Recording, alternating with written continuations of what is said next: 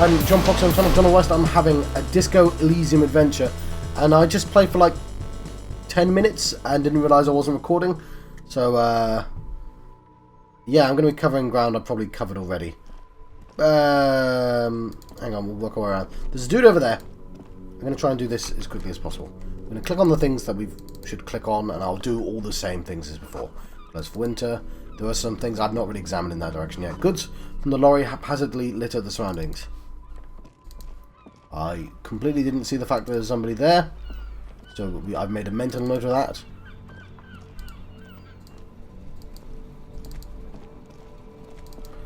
I'll be honest, we can interact with that, but I shouldn't, because it helps with my morale, so I'm totally cheating by not looking at that. Can we talk to you?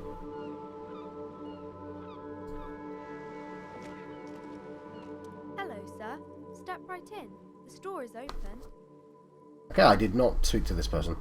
Hello. Are you interested in a new and exciting book? She stomps her feet to feel warmer. What kind of store is this anyway? It's a bookstore, sir. We sell books, postcards, and some board games. It's called Crime, Romance, and Biographies of Famous People. Yeah, I see, it says that.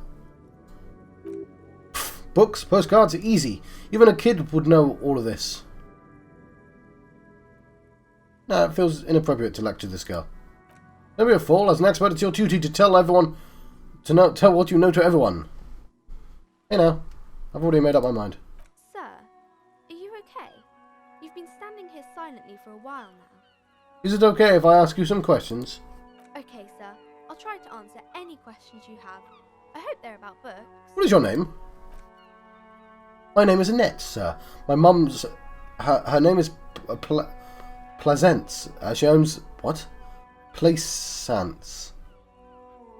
She owns the store. She's inside, minding the register, organising the stock. The girl gazes at the window that suddenly jolts, her eyes wide as if recalling something. Feel free to step in and browse our wares. And you're standing out here in the cold because... I'm signaling that the store is open, she nods eagerly. Otherwise people might not know. They'd miss out on the crime, romance, and biographies of famous people.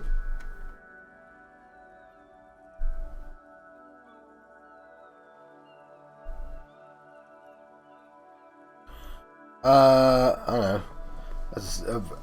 I could help by brutally dismantling the free market. Thank you, sir. I'm glad to help Mum out with the store. She doesn't seem to understand what you said. Shouldn't you be at school or something? I do my studies at home. At the moment, I have to help Mum keep this place running. What is school, anyway? School? She rubs her red, chilled nose. Well, mine is a big yellow building on the Boogie Street, and the people there run it. They say it's a charity. Isn't going to school more important than this? Mum says it's necessary to do both because it builds character.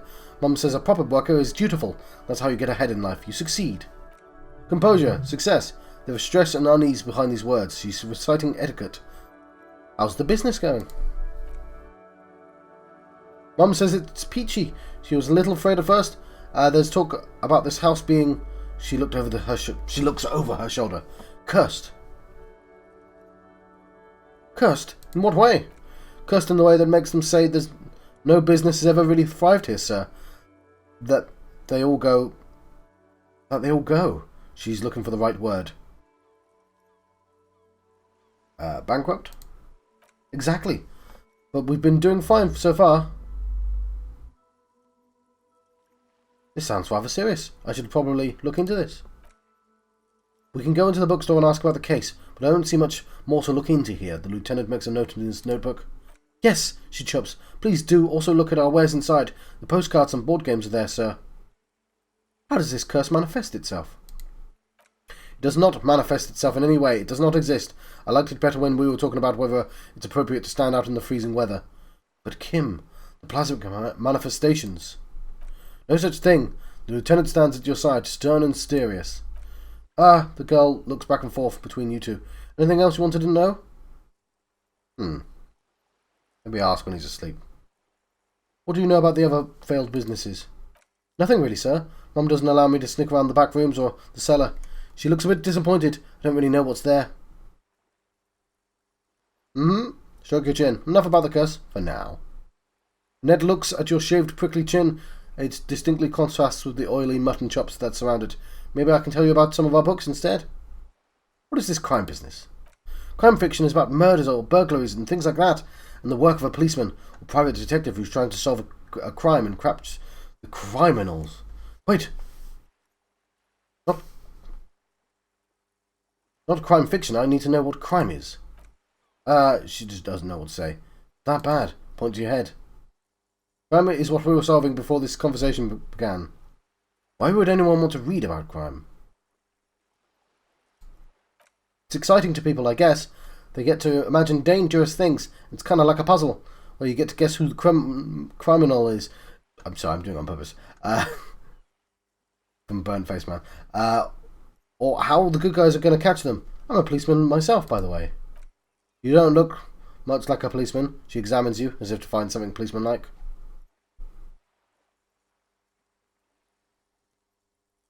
Huh, but what does a cop look like then? Didn't mean to offend, sir. Sorry, sir. It's just that you don't look like Dick Mullen. She points to the book cover, on which you see a strapping vespertine officer. He stands grimly over the body of a dead woman.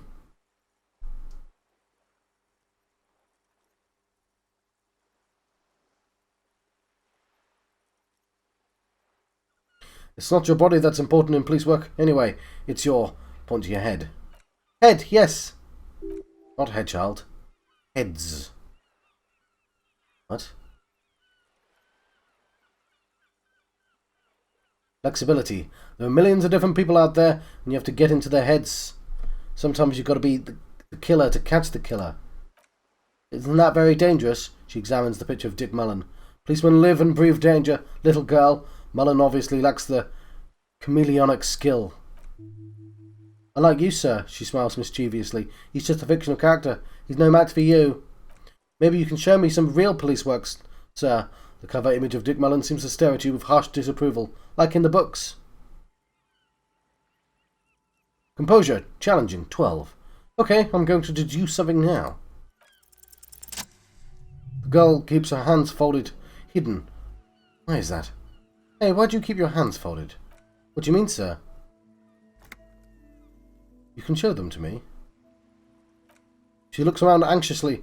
Her hands remain folded in front of her. She doesn't want to show them. The lieutenant stands by, looking at the two of you with little interest. It's okay. She brings out her reddened hands. Her nails are frayed, nearly chewed down to the flesh. You bite your nails. And you knew this from me keeping my hands folded? She shoots you a suspicious glance. There are a few other hints. Well, that proves nothing. Anyone could do an easy deduction like that. Her eyes flash with defiance. She's not impressed. Want more? I bet I can figure out why you bite your nails. I've got a few reasons in mind. She nods. Half provocative, half enthusiastic.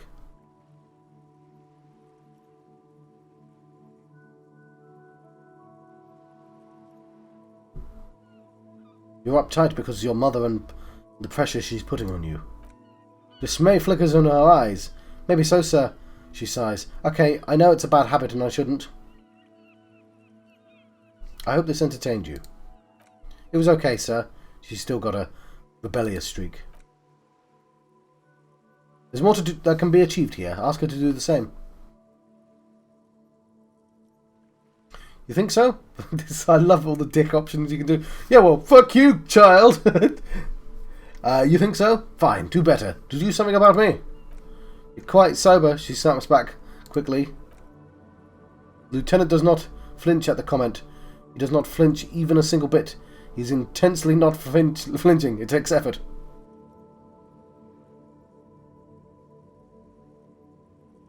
Wait, how do you know I'm usually not? Because you usually aren't. I'm also sad and my head hurts. I'm sorry, sir.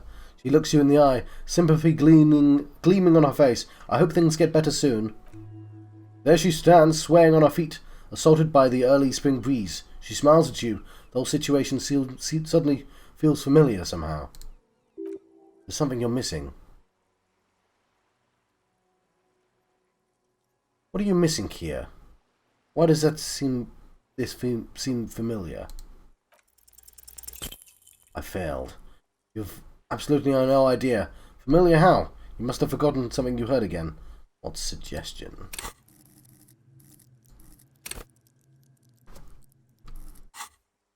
What is romance? It's the type of book where there's a rich lady and she has to choose between the good man and the bad man. She smiles at the thought, perhaps imagining herself in that situation. Or there could be a story about a poor lady getting a rich man. It's about a man and lady business, sir. What about a poor man getting a rich lady? It happens, but usually the guy gets rich in the process, or should actually be rich himself, but has lost his family property unjustly, just like the revolution or something. I see. Those are unhappy books for most of the pages. People sad about what they've lost, but then it all turns out just fine in the end.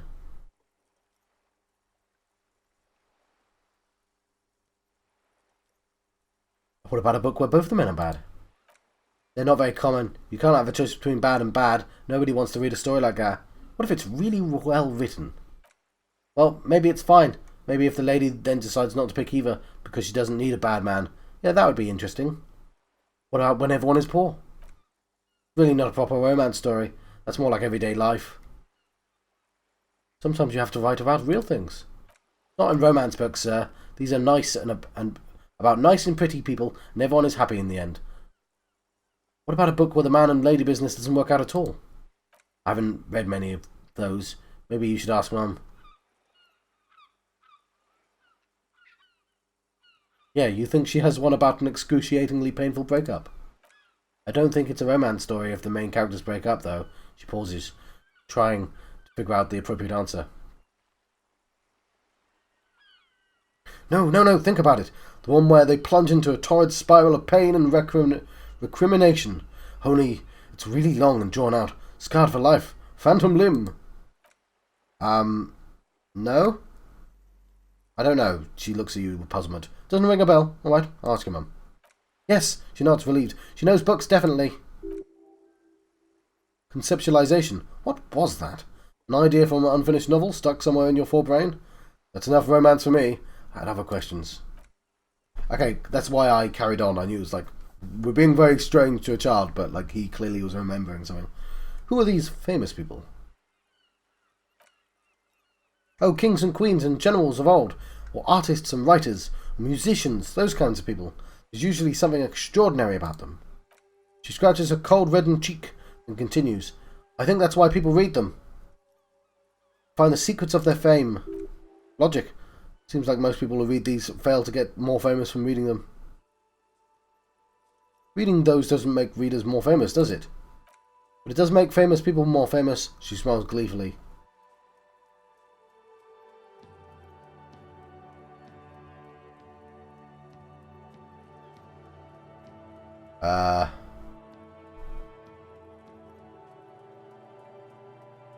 Famous for vain people. I have better things to do. Okay, sir. She stamps her feet, waiting for what comes next. Okay, I'll see you around, Annette. Okay.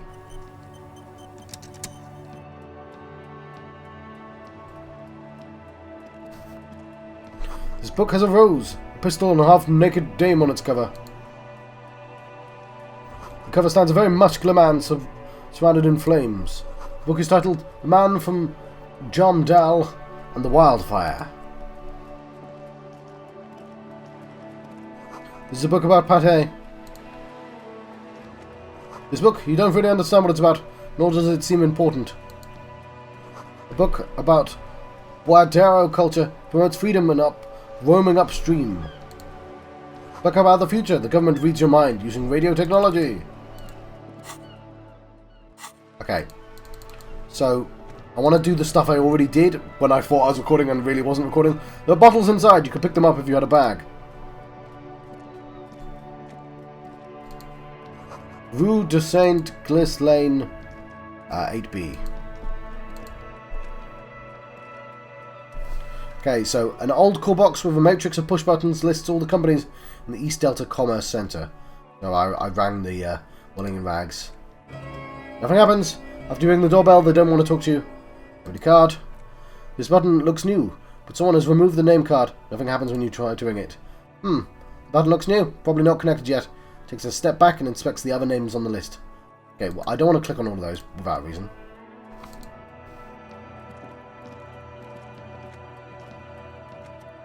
Perception, sight. See a set of tyre tracks on the brown slush that covers the plaza mosaic.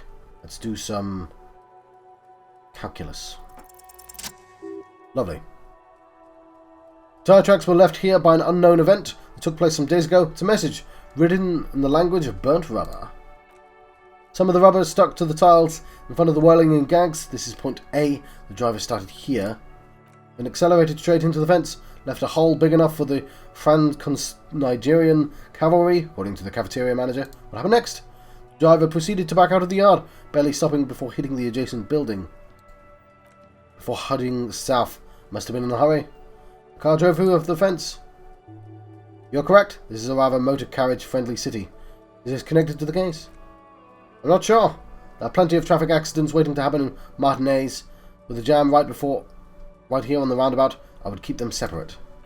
You could follow the track south. There seemed to be a canal there. See where they went if you find the time. I think I got it.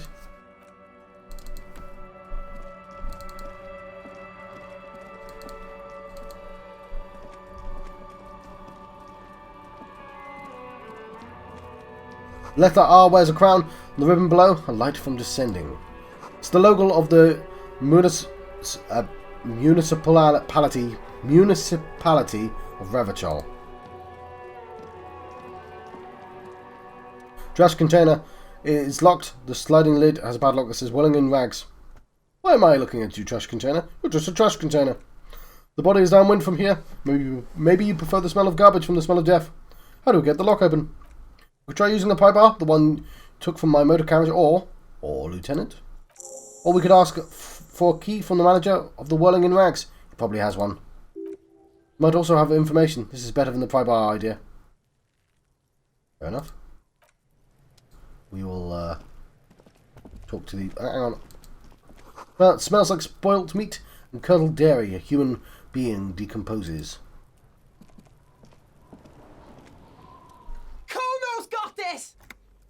The boy throwing rocks at the dead body can't be older than 12. If there was ever such a thing as an ugly kid, this is it. It's almost exquisite in his ugliness, like a gremlin. Oh yeah, never could be Kuno. Yells the other kid behind the fence. A moment of your time, please. Can't talk, pig. She's coming up strong, throwing rocks. Electro-chemistry, easy success. Shit coming up strong. That sounds good. Joyous. You should hang out with this kid and see what that juicy shit is all about. Okay, I'm actually going to ask Juicy what now? I didn't do this. I'm in drugs. The kid's on drugs. Yeah, Kuno. Ride the lightning, Kuno. Kuno's riding it, see? He wipes the sweat from his brow and sends another rock flying. The rake, Kuno. You should throw the rake at him, Kuno. The fuck does Kuno know what a rake is? Kuno's not guarding it. I can ask the kid to hang out.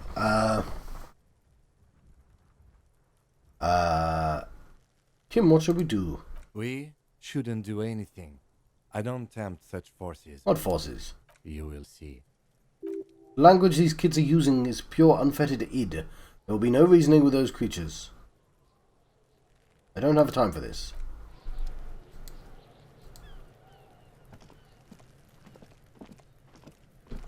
Kuno, the pig's getting pretty close to me. Come to snuff my shit out, I think. He hisses. Looks like it's time for me to go, Kuno. Pig's come to take me I in. took a step closer. I just want to ask you some questions. Take another step closer.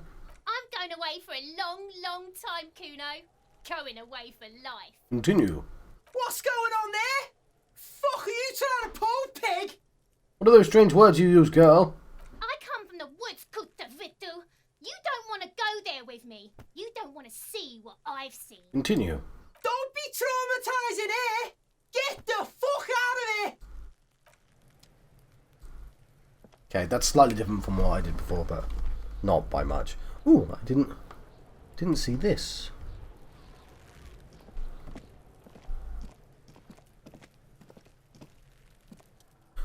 Perception, sight. There are several footprints in the mud, left by work boots.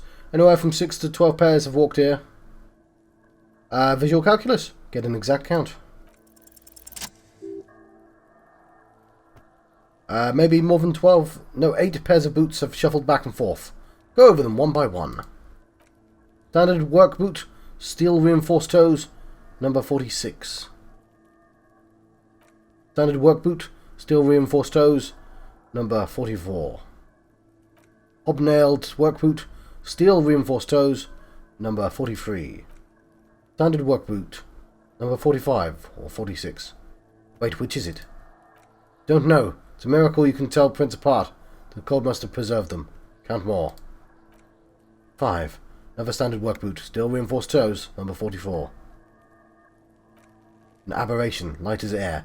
Even pace. Same make of boot, but number 41. Male or female? Possible to tell. Could have been an adolescent, but the gait is undeveloped. I'm pretty good at this, ain't I? But not bad. It's as if the whole world darkens. Everything else is a thin film of unimportance on it. The tracks burn in the middle of it, in a strange, beautiful way. Count the rest. 7. Glowing outline of a standard work boot, number 46. The imprints are twice as deep as the others. The weight exceeds 200 kilograms. Yet another standard work boot, number 44. There's an aberration on the pattern of the sole, however. The right sole is smoother, more worn. That means they have a limp. How many? 400 million! 8. I was pretty off then. I counted 20. The same guys are going back and forth. Never got the hang of it. Hyperopia. Hyperopia. He points to his glasses. Do you see anything out of the ordinaries? Point. Light step. Number 41. Shoe. Woman or kid? Well, if it's still toe caps, it's not.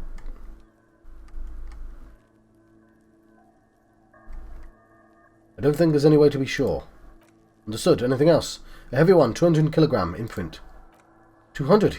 Thinks for a moment. Could it be the combined weights of 2 people, one carrying the other who's tied up?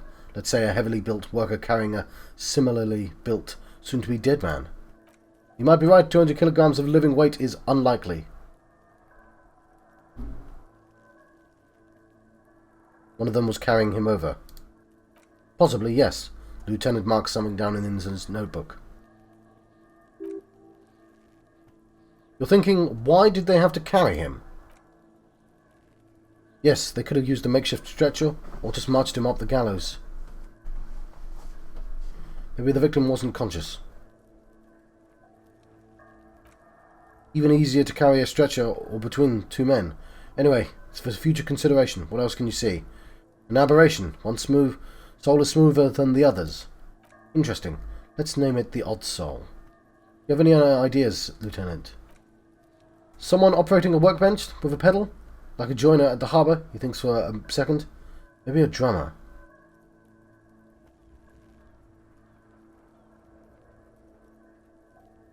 One of the people we're looking for is a drummer.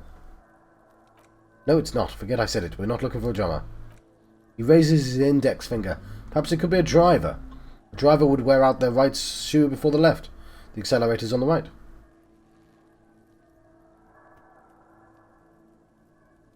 I wasn't thinking the same thing, but I guess he might have. Nod thoughtfully. We should keep our eyes open, run the traffic jam, see whether anyone strikes out as a potential suspect. Seems prudent? No? Yes, prudent. Lieutenant writes the information down in the notebook, reverts to the tracks in the mud. How old do you think these tracks are? A week, maybe? 7 days would fit the time frame provided to us by the caller who reported the hanging. It is not impossible. How do you know? I pulled last week's forecast for the coastal Revachol. 7 days below freezing, the day before. The day of the hanging was the last warm day. Correct again, sub-zero temperatures would preserve the tracks in a good state. The commotion here could have taken place a week ago. What do you think happened here? What do I think? A mob of people brought something heavy to the tree. One of them was carrying the victim. They shuffled around, especially under the tree. Then, after hoisting him up, they stood in a semicircle facing his direction. At first glance, this appears to be a lynching. Indeed, they all stood in a row here and looked at the tree. Yes, everything fits so well. Carried him over, hoisted him up, watched him hang. This is easy. I think we have a firm understanding of what happened here. The lieutenant's eyes narrow. He's thinking to himself. Either way, he concludes. What else? We'd been through all of it.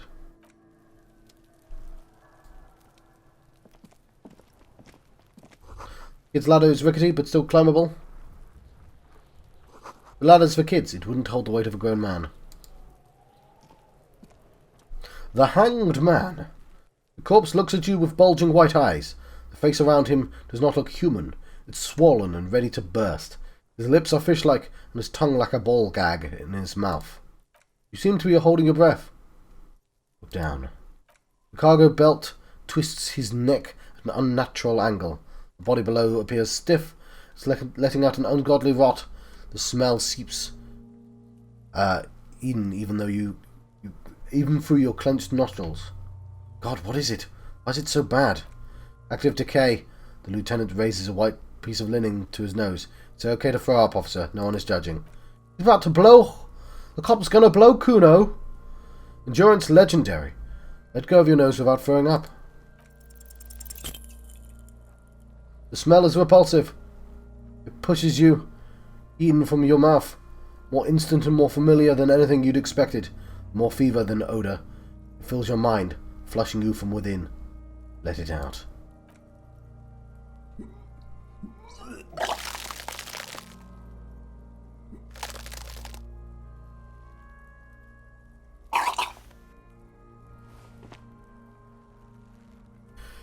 You feel a great force ringing from the stomach. Your body curls and pushes it out, burst by burst,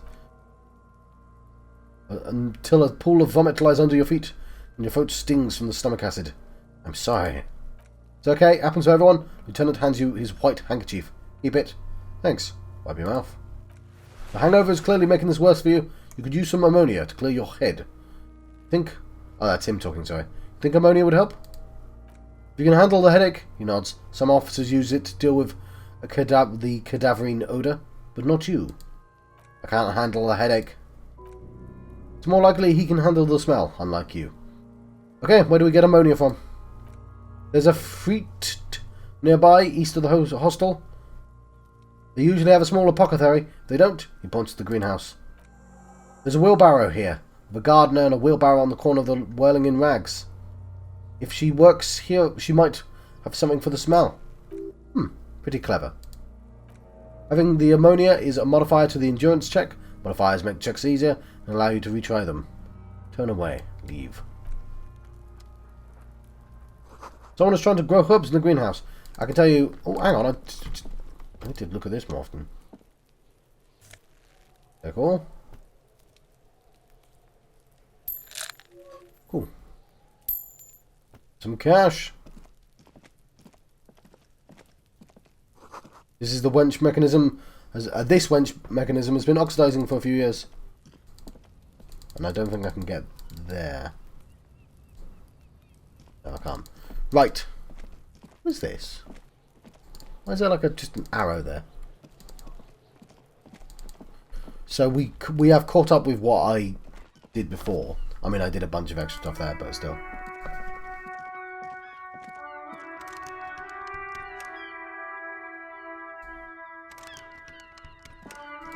We'll go get that key. Obviously, it's almost 1, so... There's a person there as well that I didn't notice before. Okay, I will talk to this person. It's Tommy Lahom.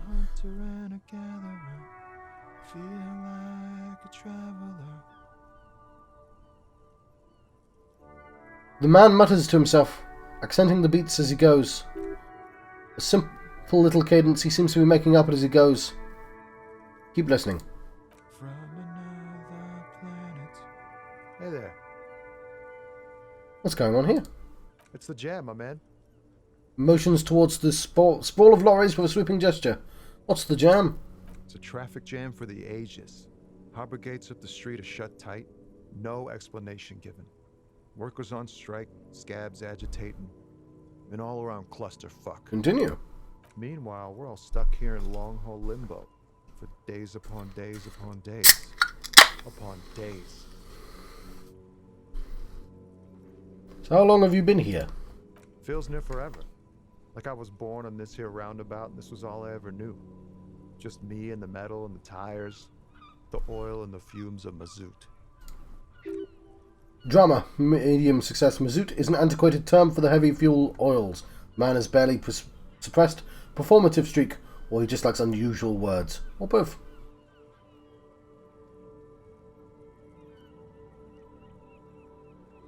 Extravagantly phrased, but I can roll with it.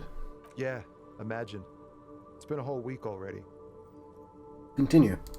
So tell me, what do you need? It's Tommy Lahomie, isn't it? Because it's Josh Homme. Care to spare some change for a working stiff? Sudden financial duties snap him out of his days. Oh no, I ain't got any money.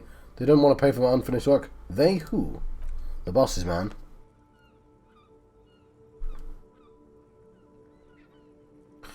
I don't know who these bosses think they are, but that sounds like a good arrangement for them. Yeah, it ain't a good arrangement for me, or you. I'd spare a corner too for a city cop down on his luck, if I had, say, for myself. Tell me more about this strike. It's like whatever's going on over the docks. Workers got blockades set up, making demands. What's the union demanding? Pretty wild stuff, I hear. Like a giant new power crane and half the company. I forget what exactly. Got on them, I guess. I heard there's talk that there's a company rep in town, too. Like a strike negotiator type. They know what's up, precise demands, and so on. Ah, yes. From the Wild Pines, he takes notes. We'll meet her soon enough, I'm sure. What do you think the company wants? They want to keep the money flowing in, my man. It makes a ka-ching noise. Doesn't blame them, but he's not on their side, that's for sure. Anything else I should know? Conclude. Anything else? He thinks, yeah, this ain't really my area of expertise. I just do my job and get paid. I have things to do and places to be. All of us do. All of who? Us lorry drivers. Camionneurs. A few... I have no idea what that word means. A few still hang around waiting for the best end. Most have scurried off somewhere to get drunk or high or laid. He smiles awkwardly. Not that I blame him, really. Not you. Not my thing. Chasing transient pleasures is a drag these days. I prefer the examined life. Now, thinking, reflecting, observing. Glances down at the road towards the horizon, a glint of something in his eye. Composure, success. He tries his best to look nonchalant, but there's a rigidity in him, as if he's trying to conceal something warm and deep beneath a cool exterior. Empathy, formidable. What do you see in his eyes? Check failure. Ease into it. Don't go too far. Seems like a personal matter.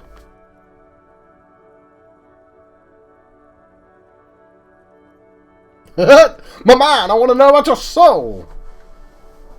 Man, you look sad. What's going on with you? I'm okay, man. Just... the jam's got me down. The fumes, the chemical rainbows, the tarpaulin stretched on the frames, and the dull engines off. The man recedes into his daze of words. Maybe the full-on direct approach wasn't correct. Damn, it's tricky business looking into someone's eyes and not doing it wrong. Was that the full-on approach?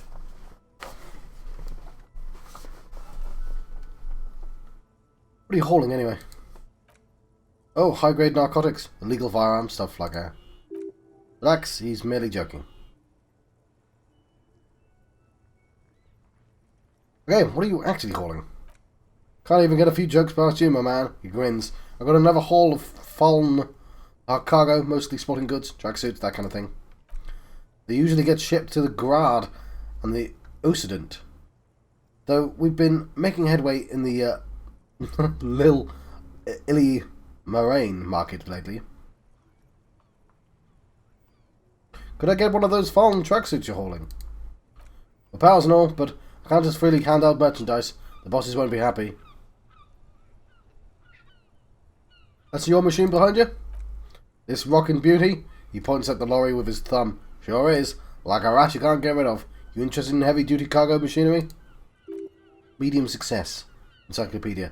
Motor lorry, also called a camion, or on Kalu, neighbouring islands. This one's looking roughed up, enough to be some sort of farm rust bucket. Maybe the A6. It's a fallen A6 you got there. Good eye, my man. Yep, she's an odd one, but reliable. He gives the side of the lorry a friendly knock. Me and her spent a long time together. Right, I had another question. Man taps his fingers rhythmically against his arm. Know anything about the dead man? The one hanging behind the hostel there? Point at the yard. He ain't one of us drivers, I know that. All accounted for. Otherwise, I haven't been really asked about that. Been wasting time right here. Keep him busy. It's easy to see he's telling the truth. He's kept his nose out of the dark stuff. Busy? On what? Analysing the fundamental structure and psychological conditions of being stranded in the midst of a sea of motor lorries and the sad, despondent chauffeurs. Conceptualization. Ask for his conclusion. Your conclusion? A sense of surprise. There ain't more bodies hanging from the trees. Good for now. Good talk. Don't be a stranger. He gives a salute with 2 fingers. He's nice. I totally want to steal a tracksuit from him though. It is past 1.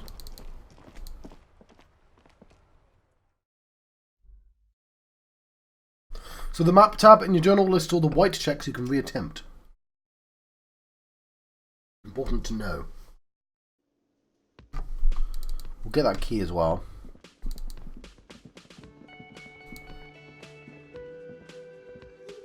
Can I help you? Is the trash compactor out back yours? Mine? No, it belongs to the whirling in rags. Thank you for clearing that up. Why do you keep the container locked? Why? To keep the hobos and drunks out, that's why. The neighbours too. They put their trash there. They don't pay for the garbage company. I thought as much. And you're the only party with access to the trash container? Well, yes, and us and the garbage disposal company. Seems a little callous, doesn't it? Something stirs in you.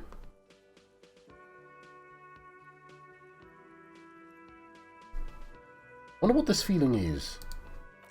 Auditor him, find out.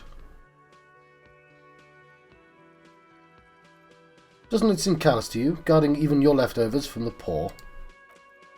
Callous? What are you? Krasmazov? Almost all establishments in Revachol keep their trash locked. The whirling in rags is not as special in that regard. Encyclopedia? Easy, success. Krasmazov, nom de guerre, was an economist and a historical materialist. He was leading figure on the Grad side of the Centennial Revolution, where he headed the 9-day government. Mazov is considered the father of scientific communism and Mazovian thought, or Mazovianism.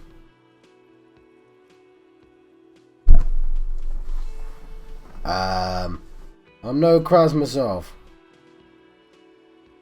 Maybe I am Krasmazov. What are we talking about? Was this...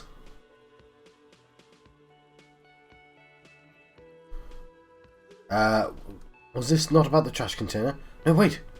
Whisper and point at the back of your head. What if I am Krasmazov?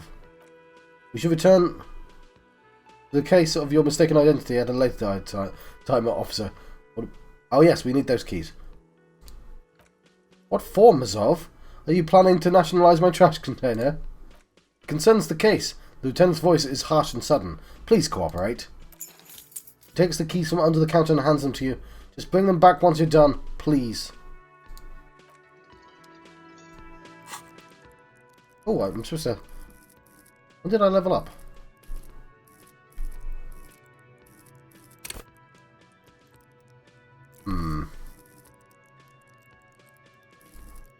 This visual calculus seems to be quite good. But aren't I already really good at all this?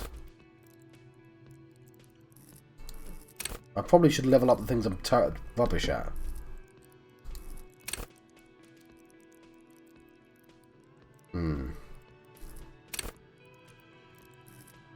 Suggestion.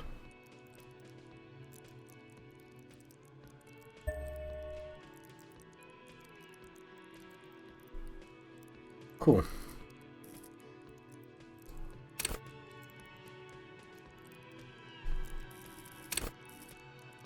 Just so it's not awful.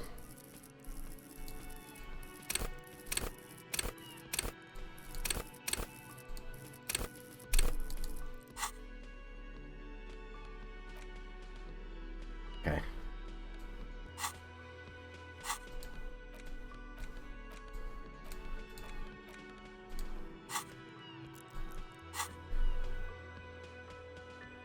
Oh, what's that?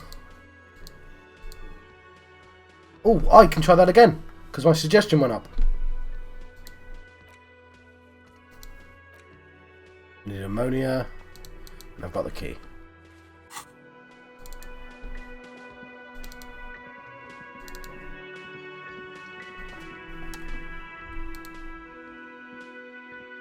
The dishes are drying. Smell of chemicals and pine trees. Oh, no, not yet, not yet. The aroma of spices, alcohol and tomato hangs in the air. It's Gracie Quebec. Garas, I don't know how you pronounce that. A thin man is smoking below an exhaust hood, occasionally sipping from his mug. There must be the Whirling's cook. As you step in, he nods towards the table and says something in the completely foreign language. The only words you can make out are Gracie and Quebec. Okay, it's definitely not his name. Whatever you do, please don't call him Gracie Quebec. Please, it's not funny. Hello, sir. Got time for a few questions? Just see.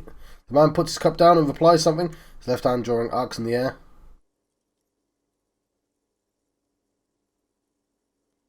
You've got some impressive pots there. He smiles and bangs his ladle against each of his pots in turn. It's almost like music, especially with the sounds of assorted dishes boiling and simmering on the stove. I don't think I need anything else. Stay masculine.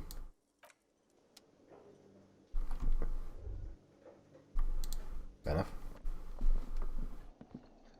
Blue door. You see a heavy steel blue door with a prominent dimple lock. Touch the door. It's painted blue. Touch the door.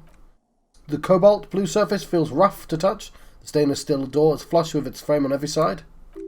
It leads to the side building. This is visual calculus.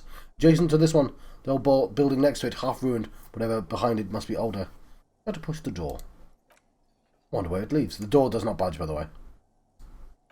You do. The lieutenant regards you with patient skepticism. The door on the back of the kitchen. Why do you care where it leads? Out of duty, we may find something pertinent to the investigation. Yes, I suppose it's worth seeing if we can get in, just to be thorough, as a side investigation. Conceptualization. It's hardly a side investigation, you already have a name for it.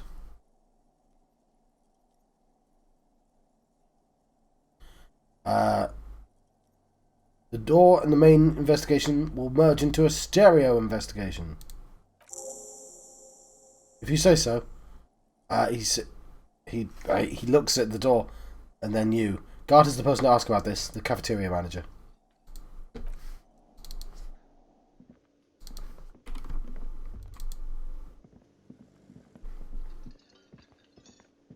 Can I help you? But I saw another thing at the Whirling. There's a mysterious blue steel door in the back of the kitchen. Oh yes, that door. Sure, there's nothing mysterious about it, it's just a door. He shrugs. Do you know what's behind it? Do you have... No, I don't have the key, and I don't know how to get there. I don't care either. It's not like I've been wondering about it for 10 years. It's just a freak warehouse, probably. Or some boring storage space with a bunch of old junk and dust. Junk and dust. He runs his finger across the counter to check for dirt. He's attempting to maintain an air of indifference. It's absolutely not convincing. I think you'd like to know what's back there. Fine, okay, a little, he shrugs. But my job doesn't leave me time for wondering about that one locked door in the one cafeteria I manage. I haven't opened it. I have cleaned the whole place 100 times over, though. After the animals, I haven't found a key, so good luck with that. Okay.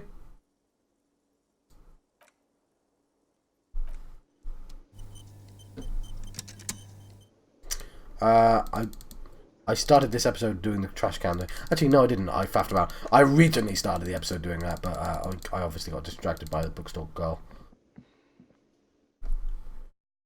So, we're going to go back to the Hanged Man.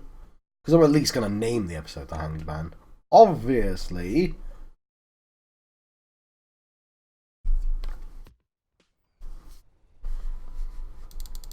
Then I can let you go.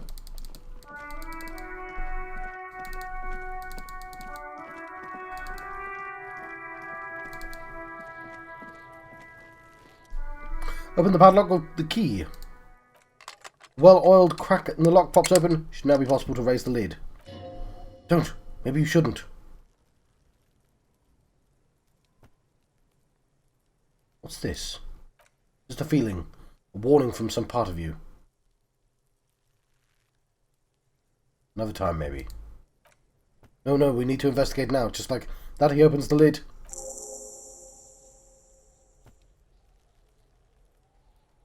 The smell of rotten food rises to greet you. You see soggy cartons, dirty rags, and organic waste.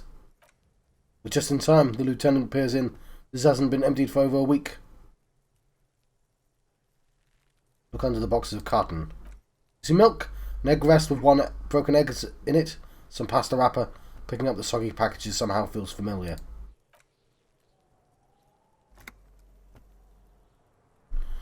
A box falls into pieces in your hand.